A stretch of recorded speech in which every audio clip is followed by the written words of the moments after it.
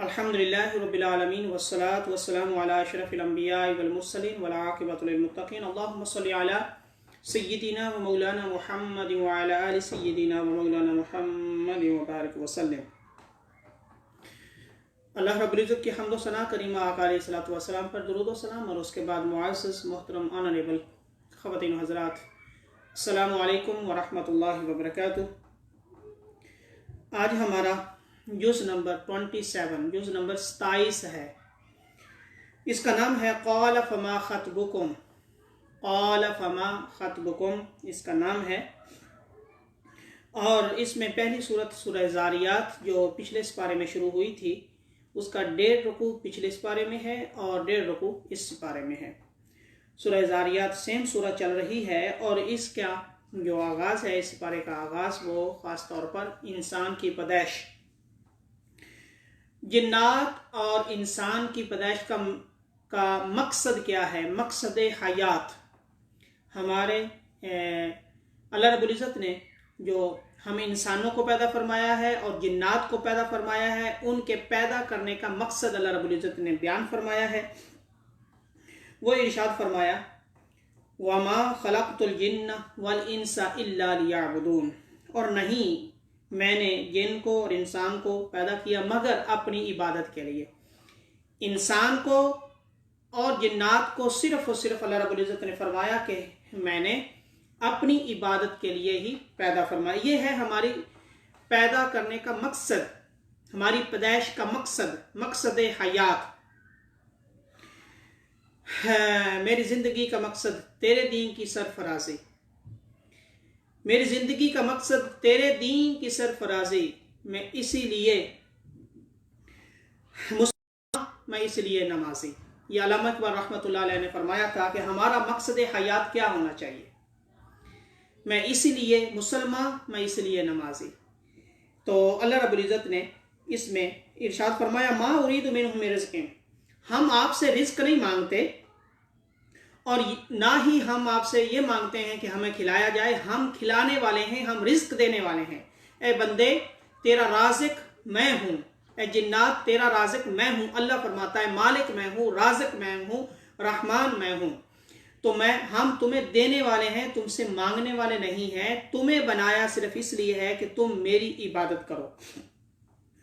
ان اللہ هو الرزاق ذو القوۃ المتین، اللہ اکبر، بے شک جو ہے اللہ رازق ہے، وہ خالق ہے، وہ رزق دینے والا ہے۔ اس میں خاص پیغام جو ہے اللہ تعالیٰ نے یہ دیا ہے۔ نیکسٹ صورت ہے سورہ طور، اور 27ویں پارے کے اندر 6 صورتیں ہیں، جس میں جو 7ویں صورت ہے وہ تو حیف ہے زاریات، اور باقی جو ہیں 6 صورتیں مکمل ہیں۔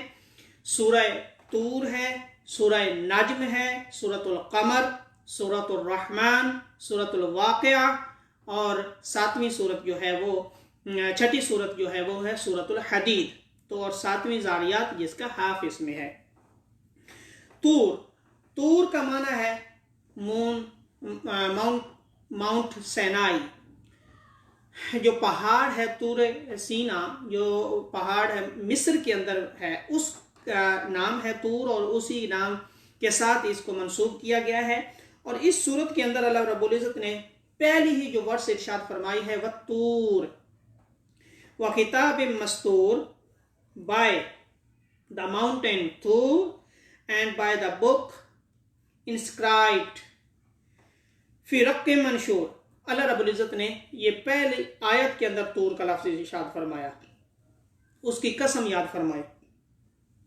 اور اس کے علاوہ جو خاص مضامین اس کے اندر ہیں وہ ہے جنت کا ذکر ہے، اللہ رب العزت نے جنتیوں کا ذکر ہے کہ جنتی ان المتقین فی جنات و نعیم، indeed the God fearing will be the gardens and the palace، اور اللہ رب العزت جو پرہیزگار ہیں ان کو جنات عطا فرمائے گا اور نعمتیں عطا فرمائے گا۔ فاکہین مما آتاہم ربہم ووقاہم، اللہ رب العزت نے پھر یہ سارا ارشاد فرمایا کلوا واشربوا، ان سے کہا جائے گا کہ کھاؤ پیو، یہ اس وجہ سے یہ اس کا ہدیہ اور تحفہ اور ریوارڈ ہے جو تم دنیا میں کرتے رہے ہو۔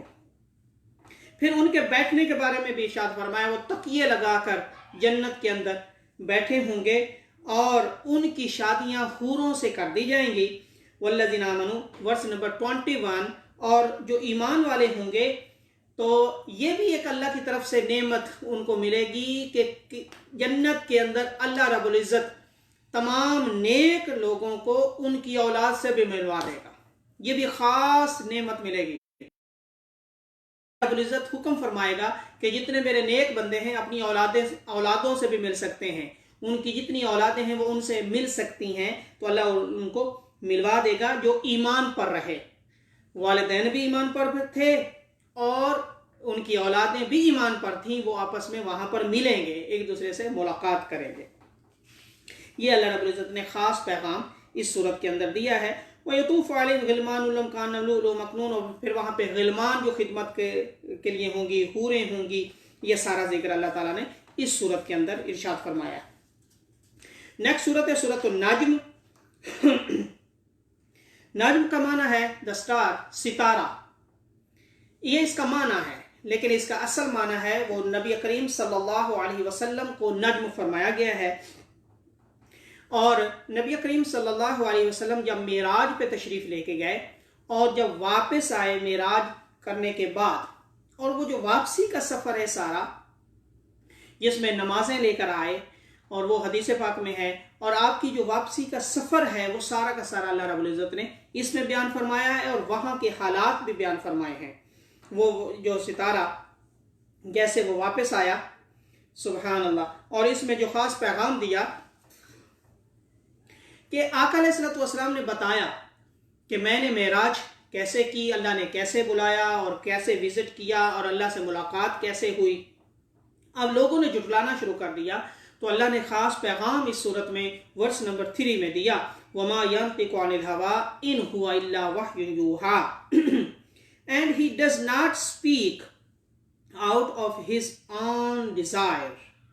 His speech is nothing but revelation which is sent. میرا محبوب کبھی بھی اپنی مرضی سے بولتا بھی نہیں ہے، جب بھی بولتا ہے خدا ان کی زبان پہ بولتا ہے، خود رب ان کی زبان پر بول رہا ہوتا ہے۔ تو خبردار، اگر میرے نبی کو آپ ایسا کہہ رہے ہیں کہ نعوذ باللہ یہ جھوٹ بولتے ہیں، تو تم خیال کرو کہ تم اللہ پر ایسی بات کر رہے ہو۔ اللہ خود ان کی زبان پر بولتا ہے، یہ اللہ کا اپنا آرڈر اور حکم ہے، اور اللہ کا اپنا وعدہ ہے۔ یہ ورس نمبر 3 کے اندر دیا اور 4 کے اندر۔ پھر اسی طرح ثم دنا فتدلی، وہاں کے جو حالات کہ کیسے نبی کریم صلی اللہ علیہ وسلم اللہ رب العزت کی ملاقات کے لیے قریب تر قریب ہوئے، وہ سارا ذکر فرمایا۔ کیسے قاب قوسین کا ذکر فرمایا، کتنے قریب ہوئے۔ فَأَوْحَىٰ إِلَىٰ عَبْدِهِ مَا أَوْحَىٰ، اور وہاں پر وہی اللہ رب العزت نے گفتگو فرمائی جو کچھ وہ فرمانا چاہتا تھا۔ یہ ایک ایسا وحی کا طریقہ ہے جو پچھلے کسی نبی کو نہیں دیا گیا۔ پچھلے تمام انبیاء کو وحی دی گئی، لیکن ان کا طریقہ اور تھا، فرشتے کے ذریعے ہوتا تھا، پردے کے پیچھے سے ہوتا تھا، یا دل کے اندر بات القاء ہو جاتی تھی۔ اور یہاں پر اور ایسا بھی ہوتا تھا کہ انسانی شکل میں فرشتہ آ جائے، لیکن آقا علیہ السلام کے لیے وہ چاروں طریقے تو رہے، لیکن جو 5واں طریقہ کسی نبی کو نہیں ملا کہ ڈائریکٹ اللہ نے نبی کریم صلی اللہ علیہ وسلم سے بات کی ہو، وہ صرف اور صرف آقا علیہ السلام کو ملا۔ اور پھر اس میں یہ ارشاد فرمایا ہے، وَأَفَتُمَارُونَهُ عَلَى مَا يَرَى Do you argue with him about what he saw؟ تمہیں کیا معلوم کہ وہ کیا کیا دیکھ کر آئے ہیں، تم آرگیو کیوں کرتے ہو، تم لڑائی کیوں کرتے ہو، تم اعتراض کیوں کرتے ہو؟ دیکھا انہوں نے ہے، جب تم نے دیکھا نہیں ہے، یہ اللہ نے ارشاد فرمایا، جب تم نے دیکھا نہیں ہے تمہیں پتہ بھی نہیں ہے، تو وہ جو کچھ دیکھ کر آئے ہیں انہی کو پتہ ہے یا رب کو پتہ ہے۔ اور وہ سدرۃ المنتہا، وہ سارا ذکر اس میں فرمایا، اور کیسے آنکھ بھی جب کی نہیں ہے۔ کریم آقا علیہ السلام نے ورس نمبر 16 کے اندر یہ ارشاد 17 کے اندر یہ ارشاد فرمایا، ما زاغ البصر وما طغى۔ سبحان اللہ، یہ سارا معراج کا ذکر سورۃ النجم کے اندر، اس کے اندر یہ ارشاد فرمایا۔ اور پھر اس کے علاوہ خاص طور پر اس میں یہ بھی ہے کہ جو پچھلے بت تھے، لات، منات، عزا، ان پر لوگ ان کی پوجا کرتے تھے، ان کی نام کی قربانیاں دیتے تھے، تو وہ اللہ تعالیٰ نے سارے کے سارے جو ہیں وہ جھٹلائے ہیں کہ وہ کوئی نبی نہیں ہے، کوئی خدا نہیں ہے، خدا صرف اللہ ہے، اسی کے نام پر قربانی دینی ہے، اسی کے نام پر ذبح کرنا ہے، کسی اور کے نام پر نہیں کرنا۔ اور اس صورت کے آخر میں پھر سجدہ بھی رکھا ہے۔ اور ایک اور خاص بات اس میں 39 ورس نمبر 39 وَأَن لَيْسَ لِلْإِنسَانِ إِلَّا مَا سَعَىٰ، اور بندے انسان کے لیے وہی ہے جس کی وہ کوشش کرتا ہے، یعنی جو بندہ محنت کرتا ہے، جس کام کے لیے جو وہ چاہتا ہے اللہ وہ عطا کرتا ہے۔ یعنی اللہ نے خاص یہ حکم فرمایا ہے کہ جو تم چاہتے ہو اس کے لیے محنت کرو، کوشش کرو، اللہ وہ تمہیں عطا فرمائے گا۔ اللہ کسی کی محنت رکھتا نہیں ہے۔ اگلی صورت ہے سورۃ القمر، اور قمر کا معنی ہے مون، چاند۔ تو یہ اس وقت کا ذکر ہو رہا ہے جب آقا علیہ السلام سے لوگوں نے یہ کہا کہ اگر آپ نبی ہیں اور کس کس کے نبی ہیں تو ہمیں کوئی میریکل، کوئی معجزہ دکھائیں۔ تو آقا علیہ السلام نے، یہ بخاری شریف بتاتی ہے کہ 2 دفعہ چاند کو 2 ٹکڑے کیا تھا۔ اب اس کو قرآن نے بھی بیان کیا ہے۔ اقتربت الساعۃ وانشق القمر، اب قیامت قریب آ گئی ہے کیونکہ چاند 2 حصوں میں ہو گیا ہے۔ اب چاند 2 حصوں میں کب ہوا تھا؟ یہ آقا علیہ السلام نے کیا تھا، اپنی انگلی کے اشارے کے ساتھ چاند کو 2 ٹکڑوں میں کیا تھا۔ تو وہ معجزہ جو میریکل آقا علیہ السلام کا ساتھ تھا، تو وہ قرآن نے بھی بیان کیا ہے، حدیث میں بھی بیان ہوا ہے اور قرآن میں بھی بیان ہوا ہے۔ اور خاص طور پر، اور اسی لیے اس معجزے کا ذکر ہے اس سورت کے اندر، اس لیے اللہ رب العزت نے یہ نام بھی اس کا سورۃ القمر دیا ہے۔ اور جو اس میں خاص پیغام ہے وہ ہے وَلَقَدْ يَسَّرْنَا الْقُرْآنَ لِلذِّكْرِ فَهَلْ مِن مُدَّكِرٍ۔ 4 دفعہ یہ آیت آئی ہے، اور جس میں اللہ رب العزت نے ارشاد فرمایا ہے ہم نے قرآن کو نصیحت حاصل کرنے کے لیے آسان کر دیا ہے کوئی نصیحت حاصل کرنے والا؟ یعنی قرآن ایزی ہے، قرآن آسان ہے، جو اس کے قریب آتا ہے۔ جو دور بھاگتا ہے اس کے لیے مشکل ہے، جو قریب آتا ہے اس کے لیے آسان ہے۔ ہم نے قرآن کو مشکل نہیں بنایا، آسان بنایا ہے۔ یہ دیکھیں نا، قرآن کا ہی معجزہ ہے جو سارا کا سارا قرآن یہ انسان حفظ کر لیتا ہے۔ کتنے حافظ قرآن پھر رہے ہیں ماشاءاللہ، چھوٹے چھوٹے بچے بھی حفظ کر رہے ہیں۔ یہ قرآن کا معجزہ ہے۔ کوئی دنیا میں ایسی کتاب نہیں ہے کہ جس کا کوئی حافظ ملتا ہو، جس کو کوئی سارے ورڈ ٹو ورڈ یاد کر لیتا ہو، لیکن یہ قرآن کا معجزہ ہے۔ کوئی عربی نہ بھی پاکستان، انڈیا میں تو ان کی اپنی زبان ہے، اردو زبان ہے اور ہندی زبان ہے، بنگلہ میں ہے، تو وہ بھی اس کے حافظ بن رہے ہیں۔ یہاں یو ایس کے اندر بہت سارے حافظ بن رہے ہیں۔ ابھی میرے دوستوں نے، اس کی بچی صرف 11 سال کی ہے ماشاءاللہ، حافظ شہباز صاحب، حافظ شہباز راجہ صاحب، ان کی 11 سال کی بچی ہے جس نے حافظہ سمیہ شہباز راجہ، تو اس نے ماشاءاللہ مکمل قرآن پاک حفظ کر لیا ہے۔ تو یہ قرآن کا معجزہ ہے، ہم نے اس کو آسان بنایا ہے ان کے لیے جو نصیحت حاصل کرنا چاہتا ہے، اور جو دور بھاگنا چاہتا ہے اس کے لیے مشکل ہے۔ تو یہ پھر باقی کچھ قوموں کا ذکر بھی اس میں فرمایا گیا کہ قوم لوط نے کس طرح جٹلایا، اور سمود نے کس طرح جٹلایا، اور ان پر کیسا عذاب آیا۔ نیکسٹ صورت ہے سورۃ الرحمن۔ رحمان اللہ رب العزت کا نام ہے۔ یہ صورت بڑی ہی فضیلت والی ہے، اور اس صورت قرآن کی دلہن کہا گیا ہے۔ قرآن کی دلہن اس صورت کو کہا گیا ہے، الرحمن۔ تو یہ اللہ رب العزت کی شان ہے کہ رحمان کون ہے؟ علم القرآن، جس نے قرآن سکھایا ہے، یعنی قرآن کا پہلا ٹیچر جو ہے وہ خود رب ہے۔ انما بعثت معلما، پھر آقا علیہ السلام نے فرمایا کہ معلم مجھے بنا کر بھیجا گیا۔ تو نبی کریم صلی اللہ علیہ وسلم نے جو جو قرآن پڑھا ہے وہ خود رب کائنات سے پڑھا ہے، اور پھر آگے انسانیت کے لیے جو معلم ہیں، معلم کبیر جو ہے وہ نبی کریم صلی اللہ علیہ وسلم کو بنا کر بھیجا گیا۔ آپ معلم ہیں، آپ قرآن پڑھانے والے ہیں، صحابہ کو آپ نے قرآن پڑھایا۔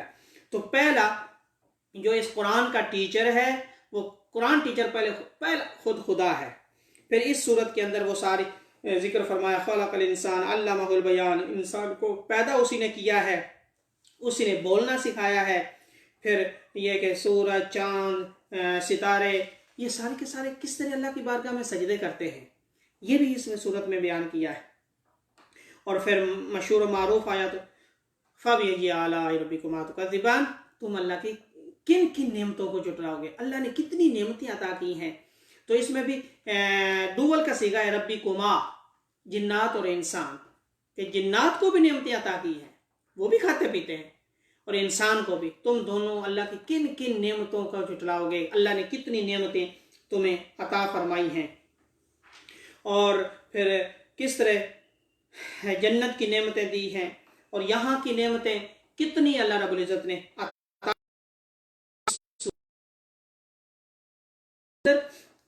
اور پھر کس طرح جنت کا ذکر فرمایا۔ واہ واہ واہ، اللہ تعالیٰ نے یہ اس صورت کے اندر وہ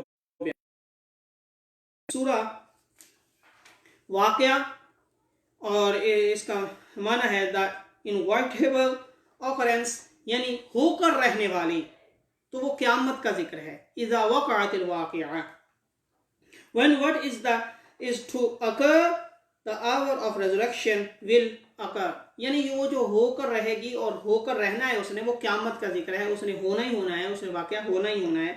اس کے جو خلاصہ اور بیسک مضامین ہیں اس صورت کے اندر، وہ یہ ہیں کہ قیامت والے دن 3 بڑے گروپ بنیں گے۔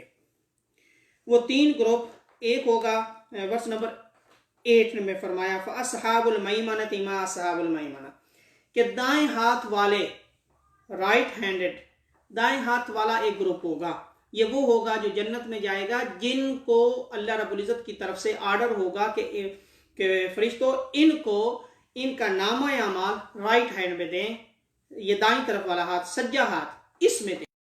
تو یہ ہوں گے رائٹ ہینڈ والے، رائٹ ہینڈڈ گروپ۔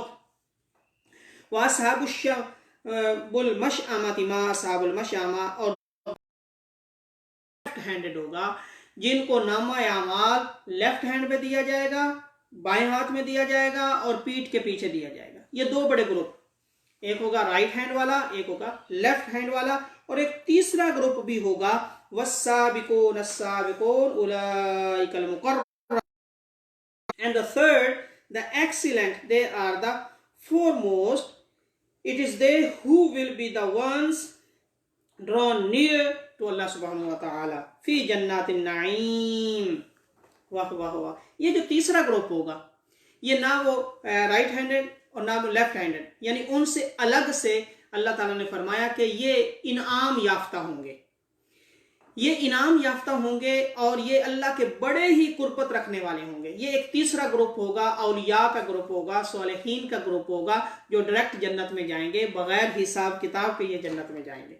ثُلَّةٌ مِّنَ الْأَوَّلِينَ وَقَلِيلٌ مِّنَ الْآخِرِينَ، اور ان میں سے بہت زیادہ ایسے لوگ ہوں گے جو اوائل دور میں گزر گئے، اور کچھ لوگ ہوں گے جو آخری زمانے میں، اس زمانے کے اندر بھی ہوں گے۔ ان میں یہ نہیں ہے کہ آج کا زمانہ متقین اور پرہیزگار اور اولیاء سے خالی ہے، ایسا نہیں ہے، اولیاء آج بھی موجود ہیں۔ قرآن کہتا ہے وَقَلِيلٌ مِّنَ الْآخِرِينَ، جو آخری زمانہ ہوگا قیامت کے قریب والا، اس میں بھی ہم کچھ ایسے اولیاء اور یہ تیسرے گروپ والے رکھیں گے۔ تو پھر آگے جنت کا ذکر ہے کہ وہ جنت کے اندر کیسے ایک دوسرے سے گفتگو کریں گے، کیا کیا کھائیں گے، ان کے لیے وہاں پر برتن کیسے ہوں گے، وہاں پر لباس کیسا ہوگا، اور چاندی کے برتن ہوں گے، اور لحم اور پرندوں کا گوشت کیسے کھلایا جائے گا۔ یہ جنت کی نعمتیں جو ہیں وہ اللہ رب العزت نے یہاں پر بیان فرمائی ہیں۔ پھر اسی طرح لیفٹ ہینڈ جو دوزخ کا عذاب ہے اس کا بھی بیان فرمایا ہے کہ دوزخ کے اندر عذاب کیسا دیا جائے گا۔ اور تیسرے رکوع کے اندر جو خاص پیغام دیا ہے وہ ہے قرآن کے بارے میں، إِنَّهُ لَقُرْآنٌ كَرِيمٌ، Indeed this is the glorious Quran which is being sent down on the most glorious messenger, blessings and peace be upon him۔ یہ خاص گلوریس، عظمت والا قرآن ہے جو نبی کریم صلی اللہ علیہ وسلم کی طرف نازل کیا گیا فی کتاب مکنون۔ It has been inscribed in اللوح المحفوظ، the preserved tablet before this، یعنی اس سے پہلے یہ لوح محفوظ پہ لکھا ہوا تھا، وہاں سے ایسا ایسا یہ زمین کی طرف نازل کیا گیا، اور خاص حکم فرمایا لا یمس الا المطہرون، no one can touch it except the purified and cleansed one. بغیر وضو کے قرآن کو ہاتھ نہیں لگا سکتے. بغیر وضو کے قرآن نے منع کر دیا ہے. ورس نمبر 79 آف سورۃ الواقعہ کہ صرف وہی جو پاک باز ہیں، جو پیوریفائڈ ہیں، جنہوں نے وضو کیا ہوا ہے، جنہوں نے غسل کیا ہوا ہے، وہی اس کو ہاتھ لگا سکتا ہے، یہ مسلمانوں میں. اور غیر مسلم اس کو چھو نہیں سکتا. یہ اللہ تعالیٰ نے پاکیزہ کلام بنایا ہے، پاکیزہ قرآن ہے. غیر مسلم اس کو عربی ورڈنگ جو ہے اس کو چھو نہیں سکتا. اور ہم مسلمان چھونا چاہتے ہیں تو پہلے وضو کرنا اور غسل کرنا ضروری ہے اگر غسل فرض ہے. تو اسی طرح لیڈیز کے لیے جو خاص ایام ان کے ایک ہفتہ آتے نہیں سکتی. یہ قرآن کا حکم ہے اور اس پر ہمیں عمل کرنا ہے. آخری صورت اس میں سورۃ الحدید ہے، اور حدید مین آئرن، لوہا. شروع میں اس کے اللہ رب العزت کی تسبیح کے بارے میں ہے کہ تمام جو کچھ آسمانوں میں ہے، زمین میں، وہ سب کے سب اللہ کی تسبیح کرنے والے ہیں. سب کچھ اسی کا ہے. وہی زندگی دیتا ہے، وہی موت دیتا ہے، وہی آخر ہے، وہی ظاہر ہے، وہی اول ہے، وہی خفیہ ہے. ہر طرح کی یعنی اللہ تعالیٰ کی شان ہے اس میں. اور اس نے کیسے کیسے آسمانوں کو اور زمین کو 6 دنوں میں 6 ادوار میں اس میں نے کیسے تخلیق فرمایا، یہ سارا کا سارا کرنے کے بارے میں بھی ہے کہ اللہ رب العزت کی بارگاہ میں خرچ کیا کرو. اور خاص پیغام کہ وہ یہ فرمایا وَمَا لَكُمْ لَا تُنْفِقُوا فِي سَبِيلِ اللَّهِ. کیا ہو گیا ہے کہ تم اللہ کی بارگاہ میں خرچ نہیں کرتے؟ یہ سب کچھ تو اللہ کا ہے، وہ اس نے وراثت تمہیں دی ہے. لا يستوي منكم من انفق من قبل الفتح وقاتل. اور صحابہ کے اندر جو پہلے ایمان والے ہیں اور جو آخر میں ایمان لانے والے ہیں وہ برابر نہیں ہیں. پہلوں کا درجہ بلند ہے اور آخر والوں کا درجہ کم ہے. لیکن اللہ تعالیٰ سے پہلے جنہوں نے خرچ کیا ان کا بلند ہے، جنہوں نے بعد میں ایمان قبول کیا. لیکن تمام عظمت والے ہیں، تمام صحابہ کی عظمت ہے، تمام صحابہ عظمت والے ہیں. اور سب کے ساتھ اللہ نے اچھا وعدہ فرمایا ہے، یعنی جنت کا وعدہ سب صحابہ کے ساتھ ہے. اور پھر خاص بات 11 نمبر آیت کے میں اللہ قرض حسنہ. کون ہے جو اللہ کے ساتھ قرض حسنہ کا حساب کتاب کرے؟ اللہ کو قرض حسنہ دے، پھر وہ اللہ جب واپس لٹائے گا، اللہ کی بارگاہ میں خرچ کرنے کا فائدہ جب اللہ واپس لٹائے گا فَيُضَاعِفَهُ لَهُ وَلَهُ أَجْرٌ كَرِيمٌ، کئی گنا کر کے تمہیں واپس لٹائے گا اور پھر بہت بڑا اجر کریم بھی عطا کرے گا. پھر قیامت کے دن ایمان والے کیسے جنت کی طرف چل کر جائیں گے، اور ایک نور ہوگا خاص جو ان کی رائٹ کی طرف، لیفٹ کی طرف اور آگے نور ہو چلتا جائے گا، اور وہ نور ان کو جنت کی طرف لے کر جائے گا. یہ بھی بیان فرمایا جو منافقین ہیں یہ ہوں گے اور یہ پریشان ہوں گے، یہ اندھیروں میں ہوں گے اور یہ اس دن نور مانگیں گے اور ان کو لائٹ نہیں ملے گی. یہ بھی اس صورت میں اللہ تعالیٰ نے بیان فرمایا. ورس نمبر 16 کے اندر الم یعن للذین آمنوا ان تخشع، وہ وقت کب آئے گا جب تمہارے دل اللہ کے خوف سے ڈر جائیں. یہ اللہ نے خاص پیغام دیا ہے کہ تمہارے دلوں کے اندر اللہ کا خوف ہونا چاہیے، اس کی خشیت ہونی چاہیے، اس کا حیا ہونا چاہیے. اللہ تعالیٰ نے اس میں یہ بیان فرمایا ہے. جنت کا ذکر ہے کہ جنت کتنی بڑی ہے. یہ جو آسمان زمین ہے ان سے بھی بڑی ہے، بہت بڑی ہے، وہ کبھی بھرنے والی نہیں ہے. اور نمبر 25 کے اندر یہ ذکر فرمایا حدید جو اس صورت کا نام ہے، وَأَنزَلَ الْحَدِيدَ فِيهِ بَأْسٌ شَدِيدٌ. یہ لوہا جو آئرن ہے یہ بھی ہم نے دیا ہے، حاصل کریں. یہ شدت والا یعنی پکا مضبوط ہوتا ہے، اس سے اسلحہ بنایا جائے، اس سے کارخانے بنائے جائیں، بنائے جائیں، اس لیے ہم نے یہ لوہا بھیجا ہے. اور آخر میں عزت نے رہبانیت کا ذکر کیا کہ جو کہ اللہ تعالیٰ نے فرمایا کہ ہم نے عیسائیت میں نہیں رکھی تھی، انہوں نے خود اس کو اختیار کیا. رہبانیت ہے کیا کہ سب کو چھوڑ چھڑا کے دنیاوی معاملات چھوڑ کر جنگلوں میں نکل جائے اور یا پھر چرچوں کے اندر بند ہوا جائے، اور یعنی جس طرح وہ اعتکاف ہمارا اعتکاف ہے تو اس کو وہ رہبانیت اسی طرح کہ کہہ سکتے ہیں. لیکن اللہ نے فرمایا کہ ہم نے ایسا نہیں کیا تھا. پھر بعد میں ایسا ہوا کیونکہ وہ نیچر سے ہٹ گئے تھے تو اس کے تقاضے پورے نہ کر سکے.